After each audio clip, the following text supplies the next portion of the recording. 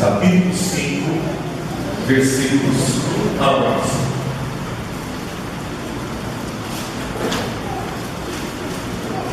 Diz a palavra do nosso Deus.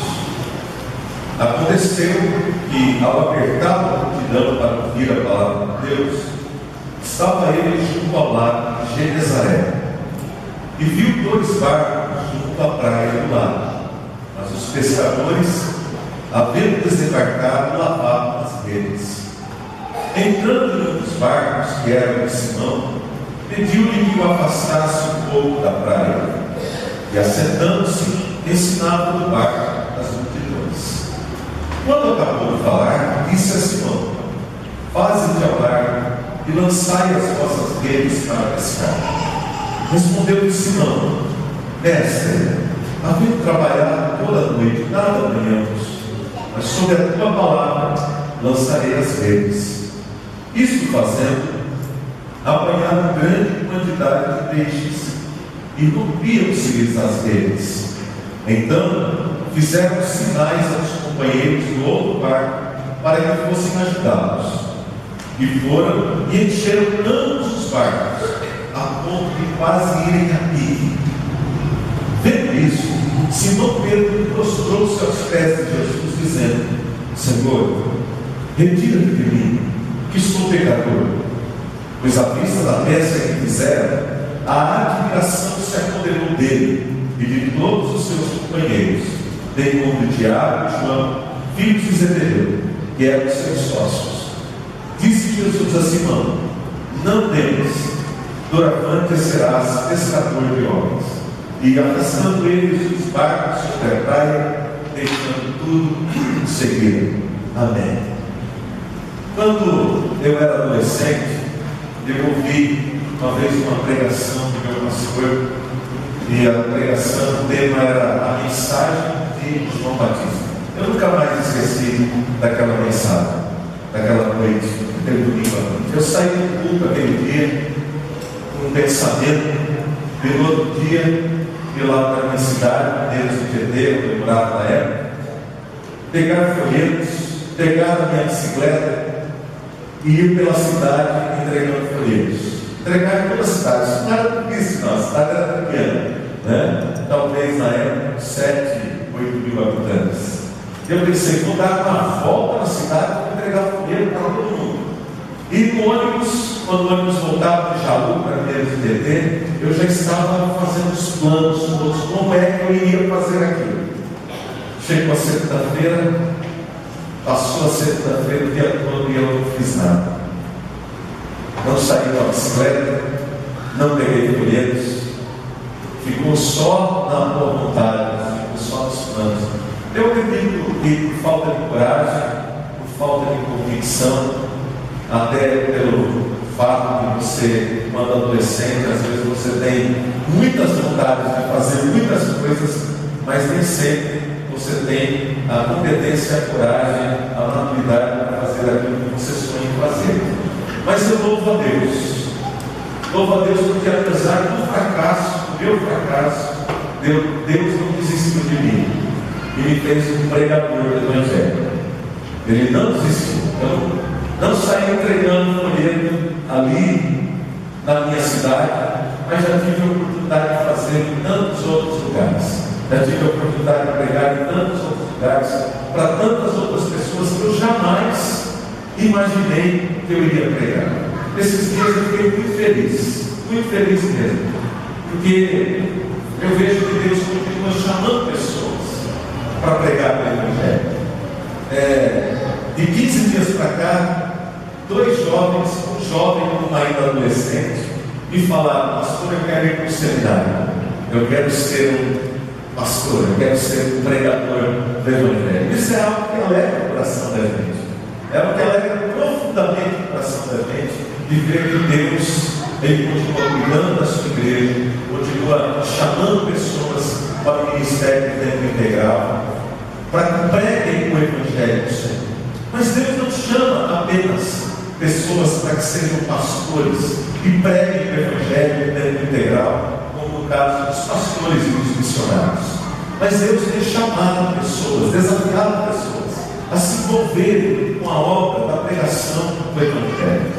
Jesus ele percorria as cidades, e ele percorria as cidades com o objetivo de pregar o reino de Deus. Um dos seus objetivos centrais era esse. Ele curava as pessoas, era verdade. Ele orava pelas pessoas, ele expulsava demônios. Mas o objetivo central de Jesus era pregar o reino de Deus, tornar o reino de Deus conhecido através da pregação da palavra. E Jesus, então, ele sai de uma sinagoga e ele vai para junto do mar. E ali há uma multidão de pessoas esperando para receber a palavra de Deus. E ali ele não só prega, mas ele também convida pessoas para que se envolvessem. Entre toda aquela gente daquela multidão, ele foca algumas pessoas entre a multidão.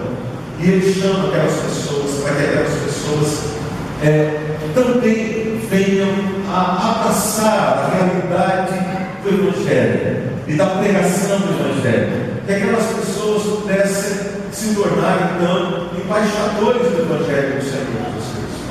Eu creio que há lições maravilhosas nesse texto. Eu já preguei esse texto diversas vezes. E todas as vezes que eu preguei, eu nunca prego igual nesse texto. Tem sempre alguma lição diferente para ser aprendida nesse texto da palavra do Senhor. E eu quero meditar em algumas questões nesta noite aqui com os irmãos sobre esse tempo que nós fomos, todos nós, fomos chamados a pregar o Evangelho. Todos nós. Se você tem a Cristo Jesus como Senhor e Salvador da sua vida, você é chamado a pregar, a ensinar a palavra de Deus às pessoas. E por quê? Primeiramente, porque Jesus nos mostra, através desse texto, que há pessoas sedentas da sua palavra. Há pessoas sedentas desse mundo, irmãos. Apesar de nós muitas vezes falar desse tipo de teatro maligno, que as pessoas não ligam para a palavra de Deus, que as pessoas estão mortas, elas estão sim espiritualmente. E é exatamente por isso que elas precisam da palavra de Deus. Elas têm uma sede, e elas não sabem que sede é essa. E as pessoas, por causa dessa sede, elas estão atrás de remédios, atrás de médicos, atrás de cirurgias, atrás de tantas coisas, querendo suprir uma sede, uma sede. Pessoas atrás de trocas, das mais variadas, atrás de relacionamentos, procurando encontrar no homem, nas coisas desse mundo, preencher uma sede, um vazio, que só a palavra de Deus, a presença de Cristo, pode preencher. Eu fazia um programa de TV lá em Maracujá. Fiz durante um ano programa de TV, todas as quintas-feiras à noite. E foi uma experiência maravilhosa para observar essa realidade que nós vemos no ser humano. Certo dia, eu peguei e fui levar um terno para lavar. E a dona da lavanderia, uma senhora muito simpática, ela pegou o terno, colocou ali meu nome. Ela olhou de novo para mim, ela falou: eu conheço o senhor. Eu falei: eu estou de onde? Ela falou: eu ouço o senhor toda quinta-feira. Eu sou católica. Ela falou: eu sou católica, mas eu não perco um programa. Puxa vida! E se não bastasse isso, eu estava andando na rua, passei em frente do despachante, o despachante saiu para falar: me chamou. O senhor que eu nunca tinha visto na minha frente, ele falou: estou ouvindo o senhor, viu? Estou ouvindo o senhor. Puxa vida, porque ele conheceu, pela fisionomia, ele me chamou de volta. Ele também não era crente. Um dia eu acabei de fazer um programa, cheguei no prédio que eu morava, o porteiro do prédio: mas o senhor está aqui? Eu falei: não, eu estava vendo o senhor agora na televisão, o senhor já está aqui? Eu falei: puxa vida, quanta gente, nenhum era crente. Todas essas pessoas, nenhum fazia parte de uma igreja evangélica, nenhum. E Deus falou muito no meu coração naquele dia: quantas pessoas estão sedentas de ouvir a palavra de Deus, precisando ouvir a palavra de Deus. E eu digo a você nessa noite, meu irmão, minha irmã, peça a Deus, para Deus ajudar você a enxergar essas pessoas. Elas estão aí. Ajudar enxergar essas pessoas. Jesus um dia disse aos discípulos: erguei os vossos olhos e vede os campos brancos. Mas eles precisavam erguer os olhos, abrir os olhos, erguer a cabeça e enxergar essa centena, dezena, milhares de pessoas que estão aí, precisando ouvir a palavra de Deus. Não pregue a igreja, não discuta a religião, não discuta pontos de vista das religiões quando você vai falar com as pessoas. Fale de Jesus, fale do amor de Deus, assuma o compromisso de orar pela pessoa, faça isso. Um dia um vizinho meu, um presidente prudente, morava bem de frente, de portão para portão, e um dia ele chegou e falou assim para mim, sabendo que era pastor, ele falou: pastor, eu quero pedir o senhor orar por mim. Eu estou com um problema, eu queria que o senhor orasse por mim. Eu falei: eu vou orar por você, mas eu, antes de orar, eu só vou orar por você se vocês fizerem um compromisso comigo. Ele falou: o que é? O dia que você receber a resposta da sua oração, você, para que eu saiba que eu tenho que parar de orar por você. Você faz isso. Isso é fácil, né? Não é assim? Eu não estou pedindo nada demais para ele. Só fala assim: pastor, ó, beleza, deu certo. Ele não era crente. E eu falei isso com ele. Passou um tempo, ele começou a namorar com uma moça. Essa moça era da igreja presbiteriana independente. O fato é que não demorou muito tempo, eles estavam fazendo o noivado deles. Eles se casaram, se tornaram membros da igreja presbiteriana independente, lá em Presidente Prudente. Por quê? Porque alguém está orando. Meus irmãos, as pessoas estão sedentas, elas pedem uma coisa para você orar, mas você ganha a oportunidade de orar pela vida dela.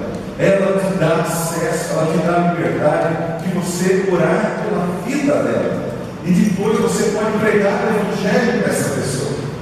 Você tem a oportunidade de fazer isso. Jesus Cristo disse assim: as minhas ovelhas ouvem a minha voz e elas me seguem. Então pregue a palavra de Deus. Aqueles que são de Jesus ouvirão a voz de Jesus quando você estiver falando, anunciando a mensagem do evangelho. Abra a sua casa para que ele está fazendo um estudo bíblico na sua casa, amigos, amigos, algum parente que quer chegar, mas que não conhece a Jesus. Comece a orar pela vida dele. Faça isso, abra. Quem sabe no seu local de trabalho, ore por essas pessoas antes de convidá-las. Mas esteja aberto para que Deus faça de você uma bênção na vida de outras pessoas. Às vezes você fala assim, pensa assim: mas eu não sei por onde começar. Por onde que eu começo? Meu irmão, nós podemos conhecer o material, esse é o problema, né? Há tanto material hoje, né? Tanta gente, às vezes alguém vem e começa a botar um problema no casamento para você. Estou com tanto problema no meu casamento. É a oportunidade, é a isca para você convidar aquela pessoa. Eu posso pedir uma coisa para você, eu posso orar para você, eu posso ter um compromisso com você, vou passar toda semana na sua casa para orar com você sobre o seu casamento. Talvez você não possa passar em casa, mas você tem um aparelhinho lá na sua casa que chama telefone. Você tem? Quem tem telefone? Levanta a mão. Pode levantar. Celular. Quem tem celular? Você está vendo que coisa? Piloto, todo mundo tem. O que você faz? Você não pode passar lá, mas você fala: toda semana eu vou ligar para você para orar com você. Deus amados, as pessoas precisam de Jesus. A oração é uma oportunidade de você levar Jesus até o coração daquela pessoa. Às vezes ela vai chorar, e é uma oportunidade de você falar, porque a oração de fé, ela toca no coração das pessoas, ela é bênção na vida das pessoas, e você pode ser uma bênção na vida das pessoas. Disponha do seu tempo, disponha do seu barco, disponha da sua vida, para que você possa ser uma bênção na vida de outras pessoas. Outra coisa que nós aprendemos também aqui nesse texto, irmãos, é que a palavra de Deus, ela faz coisas extraordinárias. A palavra de Deus faz coisas extraordinárias. Jesus precisava de um lugar estratégico para poder pregar aquela multidão. Diz o texto que a multidão apertava Jesus. E Jesus não conseguia ver todo mundo. Você já imaginou você no meio de muita gente? Eu já passei por uma situação assim uma vez em São Paulo. Cheguei lá, cadê o metrô? Estava de greve. Falei, meu Deus do céu, nunca dei ônibus nessa cidade agora. Fui lá no terminal do TD, que naquela época eu descia lá no terminal do TD, procurei uma ponto de informação, perguntei para o pessoal onde que eu pego o ônibus para ir até a Bela Vista, centro de São Paulo. Meu irmão morava lá. Então lá está o lugar.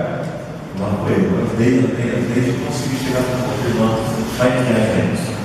Mas tinha gente. E o pior, tinha só um cobertinho assim de nada e começou a chover. E choveu. Sabe o que eu fiz? Eu fui lá no meio de todo mundo e fiquei lá no meio. Eu falei, não, eu vou mais chuva aqui. O pessoal vai tomar né? Quando você está no meio de todo mundo, apertado por todo mundo, você não sabe nem para que lado você olha. Você fica meio que perdido. Você não tem noção das coisas. E Jesus, ele queria ver toda aquela mulher. E ele vê a possibilidade daqueles homens que estão pescando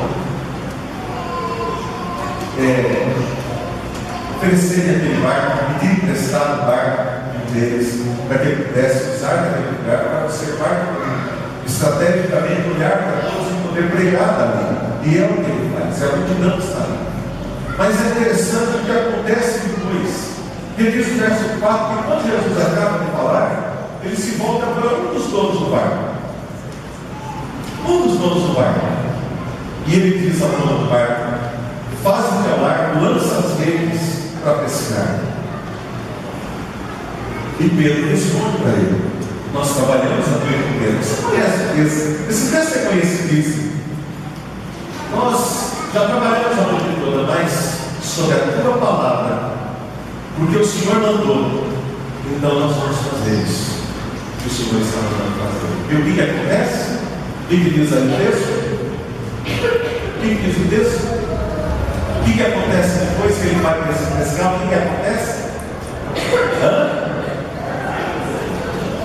Uma grande quantidade, uma pesca maravilhosa, a ponto de eles terem que chamar os outros companheiros, os outros barcos, para que pudessem ajudá-los. Meus irmãos, o que Pedro está dizendo para Jesus? Pedro fala para Jesus sobre o fracasso.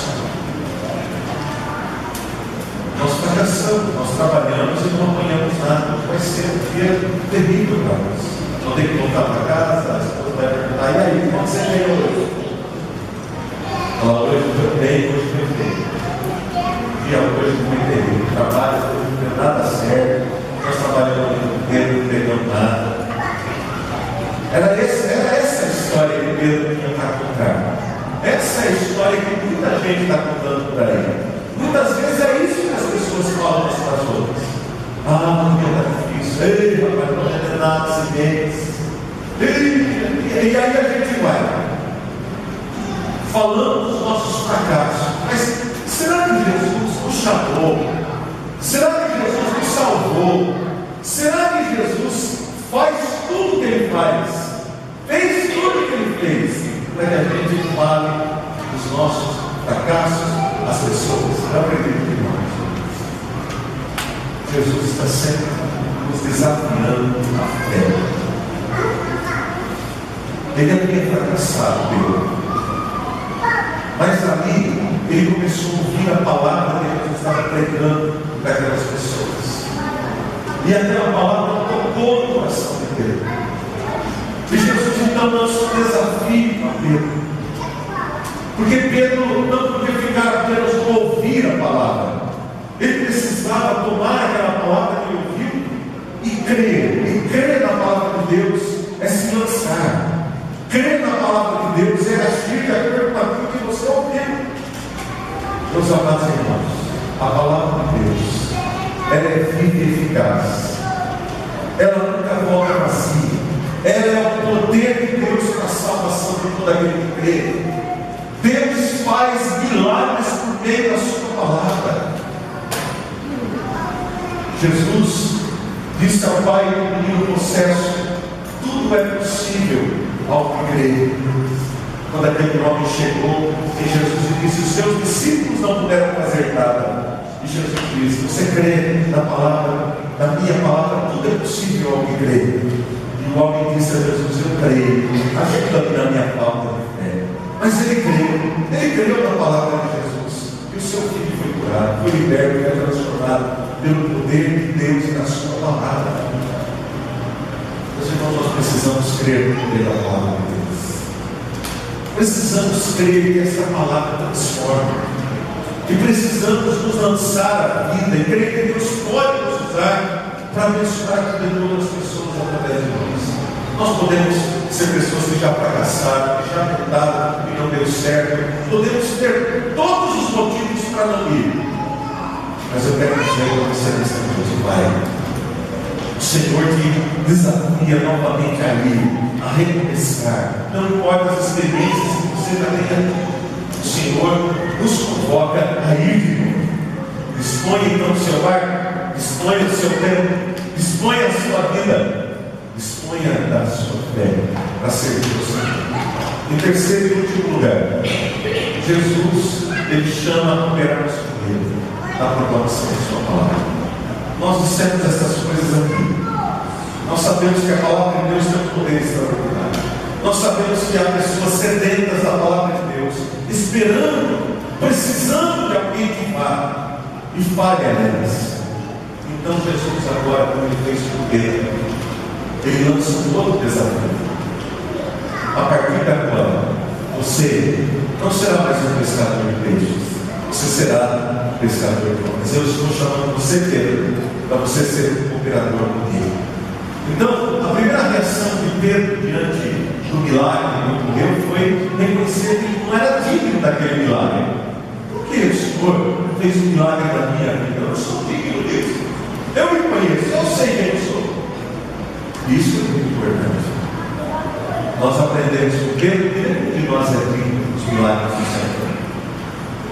Nenhum de nós é digno de ser escolhido entre tanta gente para receber bênçãos. Por quê? Por que você? Você tem que perguntar: por que eu sou melhor que os outros? Você não é, nem eu. Ninguém é melhor que ninguém. Mas mesmo assim, Deus escolheu você. Deus separou você. E não é pela sua dignidade. E aliás, geralmente o que a gente sente quando a palavra, nós descobrimos que a palavra de Deus nos escolheu, que Deus nos escolheu para nós sermos abençoados, a primeira reação nossa é realmente nos sentirmos indignos. Não é ficar cheio de orgulho, é se humilhar. É se humilhar. Meus amados irmãos, Jesus poderia fazer tudo sozinho. Ele poderia alcançar todas as pessoas com o seu poder. Mas Ele decidiu usar aqueles que foram alcançados pela sua palavra, para que esses agora possam também levar a sua palavra a outros que ainda não conhecem. Talvez você pergunte assim: como Deus pode usar uma pessoa como eu? Como é que Deus pode usar uma pessoa como eu? Eu confesso para você que eu fiz essa pergunta várias vezes para mim. Como é que Deus pode usar uma pessoa como eu? O apóstolo Paulo, ele responde essa pergunta lá em 1 Coríntios, capítulo 1. Ele vai dizer que Deus escolheu as coisas loucas desse mundo, e assim nada são, para reduzir a nada aquelas que são, para reduzir a nada aqueles que se acham que são sábios aos seus próprios olhos. Você não deve ficar olhando para a sua vida, mas você deve crer na palavra de Deus, desse Deus que te chama, mesmo pecadores como Pedro, mesmo assassinos como Paulo, mesmo gente tão brava quanto Simão do Zelote, mesmo pessoas que foram possessas por espíritos malignos, como Maria Madalena, todas essas pessoas foram usadas por Deus, porque um dia a palavra de Deus, o reino de Deus chegou no coração delas. Elas ouviram, elas receberam, e elas abraçaram o reino de Deus, e se tornaram úteis nas mãos do Senhor. Você já ouviu essa palavra com toda certeza que Deus qualifica os desqualificados. Deus qualifica os desqualificados. Ele é quem escolhe, Ele é quem chama, Ele é quem envia, Ele capacita aqueles a quem chama pelo Espírito Santo, Ele concede dons, Ele concede talentos, e Ele está chamando você.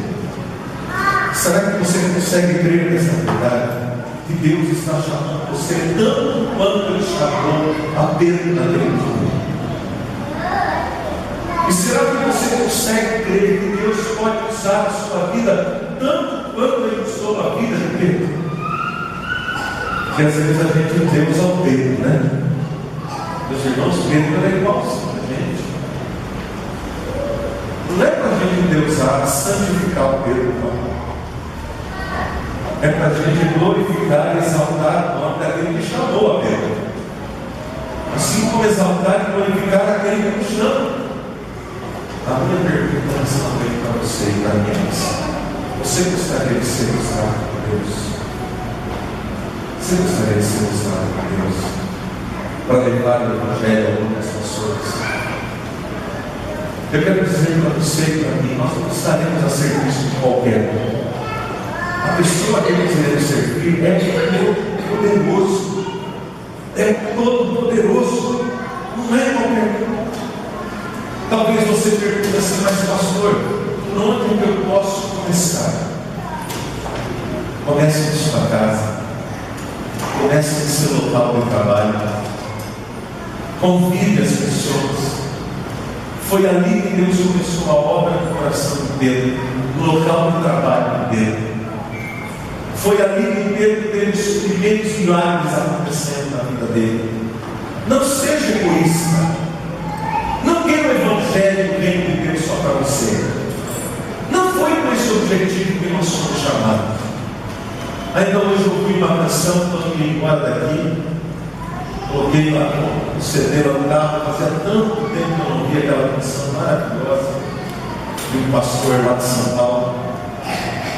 E ele fala que a glória de Deus é compartilhar, é repartir, dividir, multiplicar. Essa é a glória de Deus. Mas daí ele fala assim: que a lágrima dos olhos de Deus é ver. E aqueles que se chamam pelo nome dele estão vivendo para si, morrendo para si. Porque toda a vida acaba sendo para si mesmos. Meus amados irmãos, a nossa vida, o valor da nossa vida, nós só encontraremos sentido, valor, prazer na nossa vida. Não é quando nós formos ao shopping, não. Às vezes a gente acha que o nosso prazer, o sentido da nossa vida, é quando nós compramos alguma coisa, quando nós adquirimos alguma coisa. Meus irmãos, isso tudo passa rapidinho. Esse prazer, ele é rápido. É que nem a comida deliciosa que você comeu no almoço. Pergunto para você: você vai chegar em casa e comer de novo? Vai ou não vai? Eu vou, né? Porque eu só comi uma banana para a tarde. Uma banana. Mas a comida que eu comi no almoço não foi. Eu não consigo. Não tem mais o sabor dela na minha boca. Já foi embora. As coisas desse mundo são assim, irmãos. São prazeres, são coisas boas, mas passam. Eu quero dizer para você que há todo prazer, todo contentamento, há outra alegria. É quando você leva uma alma até os pés de Jesus. Quando a sua vida tem sentido para a vida de outras pessoas. É quando você vê casamentos que estavam sendo desfeitos, serem abençoados, e você foi um instrumento de Deus para conduzir aquelas pessoas a Cristo, aquele casamento ser restaurado. É quando você vê a vida de colegas seus que são jovens, adolescentes, que estão meio perdidos, não sabendo o que fazer da vida, porque o casamento dos pais também às vezes fez, é uma mentira, que de repente você é usado por Deus para trazer aquele colega, aquele amigo para a igreja, para estar aqui com você. E um dia você vai ver uma glória, e um dia você vai comparecer na presença do Senhor, que Deus vai olhar nas suas mãos, e Ele vai perguntar para você: como estão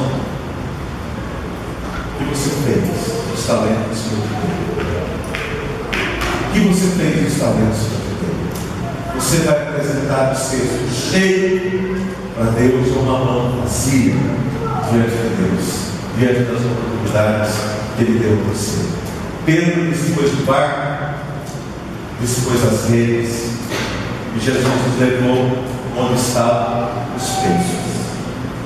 O barco era de Pedro, a rede era de Pedro, mas o dono dos peixes, Jesus. E Ele mostra onde estão os peixes quando nós dispomos o barco, a vida, a rede. E olha só que coisa maravilhosa. Pedro foi o escolhido, mas não foi o único abençoado na rede. João, Tiago foram abençoados. Os outros companheiros que estavam com os barquinhos do lado, quando Pedro puxou a rede, os amigos puxaram a rede, não cabia mais ali no barco. Os outros vieram e encheram também os seus barcos. Queridos irmãos, há tantas bênçãos de Deus nos esperando, e não somente para nós. Há bênçãos que Deus quer derramar sobre nós e sobre a vida de outras pessoas através da nossa vida. Jesus, Ele nos deu a sua mensagem, Ele nos convoca a levar a sua mensagem adiante, porque há pessoas sedentas. Mas Ele já fez uma pergunta: quem irá pregar? Como ouvirão se não há quem pregue? Deus quer usar você. Creia nisso. Olhe nisso. Eu pergunto aqui nessa noite: há alguém que está aqui entre nós que nunca teve experiência de levar uma pessoa aos pés de Cristo? Levante sua mão, não precisa levantar, é só para você refletir. Há alguém entre nós que nunca passou pela experiência de levar uma pessoa até os pés de Cristo? Eu não estou falando isso para que você se sinta fracassado. Não, em nome de Jesus. Você trabalhou a noite inteira e nada apanhou. Eu quero dizer para você, irmão, não passe pela vida assim. Passe pela vida desse jeito. Deus quer usar você. Deus te deu voz. Deus te deu vida. Deus te deu recursos. Deus te dá talentos. Não é possível que seja só para você vir à igreja e você ir embora da igreja sem nunca falar de Jesus para ninguém. Não, mas não é para você chamar o pastor, não é para você chamar aquele irmão. Eu estou dizendo que você é uma bênção a gente poder falar de Jesus para as pessoas. Mas eu quero que você prove dessa bênção na sua vida. Prove dessa bênção. Olhe por isso, Senhor, eu quero. E humilhe-se na presença do Senhor. Meu Senhor, eu sei que eu consigo. Por mim mesmo eu não tenho condições, mas se o Senhor quiser usar a minha vida, eu conquisto. Usa a minha vida. Meus amados irmãos, Deus deu o seu único filho por nós. E o que Ele pede de nós é a nossa disposição de levar agora a mensagem do seu filho, a mensagem dele às pessoas que não conhecem. Nós não estaremos sozinhos nessa tarefa, Ele vai estar conosco. E por isso eu digo a você, diga ao Senhor: Senhor, cadê a minha vida? Eu tenho todos os efeitos, todos os problemas, tenho vergonha, tenho medo, tenho isso, fale tudo para Deus. Se você quiser falar, pode falar. Já falaram isso para Ele. Moisés falou, eu sou pesado. Jeremias falou, eu não passo por uma criança. Timóteo era às vezes meio covarde, mas Deus colocou aquelas pessoas nas mãos dele e ele fez grandes coisas. Um dia o Senhor perguntou ali para aquele seu servo chamado Moisés, ele deu todas as justificativas que não era ele. Deus estava enganado. Chama outro Senhor, não a mim. Ele falou, mas como que eu vou fazer isso? O Senhor só perguntou para ele o seguinte: o que é que você tem na mão? Parece Deus brincando com a gente, né? O que é que você tem na mão? Ele pegou o cajado dele. Ele falou: isso aqui. Eu falei: não, põe na terra. Ele pôs na terra. E o cajado virou uma serpente. Daí ele falou: pega aquela cajado. Ele pegou o cajado. Vou pegar a serpente. E a serpente pegou o cajado. Meus irmãos, o que é que nós temos nas mãos? Às vezes a gente fala: mas eu não sei, eu não posso, eu não consigo, eu não sei fazer nada. O que é que você sabe fazer? Há mulheres que sabem costurar. E o que elas fazem? Elas inventam um curso para, através do curso, pregar o evangelho para as pessoas. Aquela que não. Aqui tira na mão. Um dos maiores pregadores que passou pelos Estados Unidos chamava Dwight Moody. Um dos maiores pregadores da história. Ele era um sapateiro. E ele começou a pregar o evangelho, vendendo sapatos. Vendendo sapatos. Até que se tornou um dos maiores pregadores já conhecidos nos Estados Unidos. Mas ele começou por ali. Era o ganha-pão dele. E foi lá no seu local de trabalho. Ele começou a pregar o evangelho às pessoas. Ele viu a oportunidade, ele viu as possibilidades, ele começou a orar pelas pessoas. É assim que Deus nos chama, meus irmãos. O que é que você sabe fazer? Quem sabe? Você sabe escrever cartas? Você escreve bem? Escreve e-mails? Posso utilizar o computador? Pregue o evangelho. Pregue o evangelho às pessoas. Eu achei interessante para concluir. Ontem eu abri o Facebook e a esposa de um amigo meu, eles moram lá em Rio Claro. Ele foi meu amigo, nós fomos juntos para o seminário, nós fomos adolescentes juntos na igreja, fomos juntos para o seminário. Hoje ele não é mais pastor, já há alguns anos, desde 2000, se eu não me engano, ele deixou o ministério. Mas a esposa dele estava pregando o evangelho para uma pessoa de Rio Preto. Uma moça aqui de Rio Preto, falando para mim. E de repente, ela colocou o meu nome, mas eu não sabia que a moça era aqui de Rio Preto. E ela colocou o meu nome por causa da moça ser daqui. Daí que eu fui entender depois a situação. Mas ela colocou o meu nome assim, ela estava falando a respeito de milagres. Porque a moça via milagres e falava que um monte de coisa lá. E ela escreveu assim: olha, o pastor Watterson José Ferreira, ele, apesar de ele ser da igreja presbiteriana, da igreja histórica, ele crê em milagres. Eu falei: por que eu vou escrever isso a respeito? E quando você escreve o nome de alguém no Facebook, que você conhece o Facebook, sabe, aparece lá que alguém citou o seu nome. Mas eu nem tenho amizade dele, era casado desse meu amigo, mas a gente se conheceu quase nada. Mas por que eu escrevi o meu nome? Falei: agora ele responde alguma coisa ou não? E daí eu respondi exaltando e glorificando o nome do Senhor, que é o poderoso, o Deus do impossível, e tal. Daí a moça entrou. Ela falou: eu creio em 80% do que você escreveu, do que eu tinha escrito. Opa! Já era, né? E daí depois a esposa desse meu amigo escreveu assim: ela é aí de Rio Preto.